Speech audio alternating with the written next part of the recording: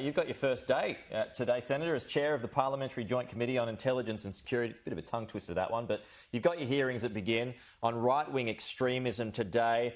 You've got foreign interference tomorrow at universities. Just on the first front about right-wing extremism, where do you think we are at that point?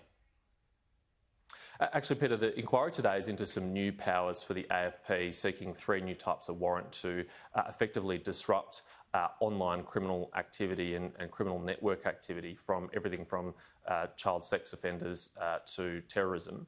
But you're right, we will soon be commencing an inquiry into extremism and radicalism. And this is in recognition of the fact that ASIO and other agencies have warned us that although Islamist extremism and terrorism remains the principal security and safety threat for Australians, there has been a growing and worrying rise in right-wing, far-right extremism, and it is taking up an increasing amount of their time and resources, and they are very concerned about it.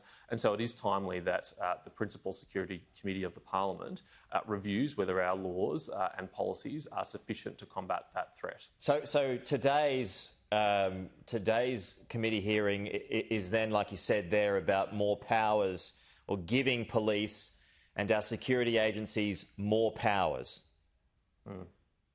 That's right. So the AFP is seeking, along with the Criminal Intelligence Organisation, is seeking 3 new types of warrants: a data disruption warrant, a network activity warrant, and a account takeover warrant. And each of those are designed to allow the AFP to get into the systems of criminal networks operating in Australia and disrupt and dismantle them, to prevent them from engaging in crime, to collect intelligence on those criminal organisations, and to bolster their cases by collecting more evidence to use against these individuals.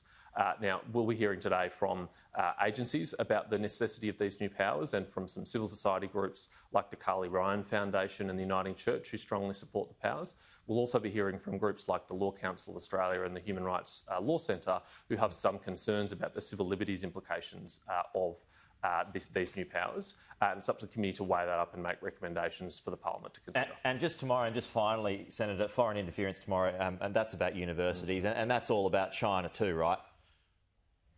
Well, there's been a number of high-profile incidents at Australian universities over the last few years which have alarmed not just me, not just the government, but parties and members of Parliament across the entire political spectrum.